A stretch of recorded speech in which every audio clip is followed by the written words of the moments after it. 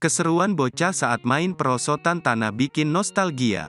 Jika biasanya perosotan terbuat dari plastik atau semen, lain halnya dengan perosotan versi low budget yang dimainkan oleh para bocil ini. Dalam video yang diunggah oleh akun TikTok Indermagar 0, tampak sejumlah anak laki-laki asyik bermain perosotan di tanah berlumpur. Uniknya, tanah berlumpur itu didesain sedemikian rupa membentuk perosotan berukuran cukup panjang.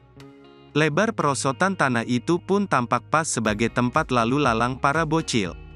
Tanpa ragu dan takut, bocil-bocil itu berbaris di bagian puncak lalu secara bergantian meluncur di tanah berlumpur sampai ke ujung. Lantaran main di tanah berlumpur, udah pasti pakaian hingga tubuh para bocil ini berubah menjadi coklat. Mereka tampak begitu asyik main perosotan di tanah berlumpur, meski harus bergantian hingga bajunya berubah warna. Warganet yang melihat video ini ikut bahagia hingga banyak yang bernostalgia. Banyak yang teringat dengan masa kecilnya dulu.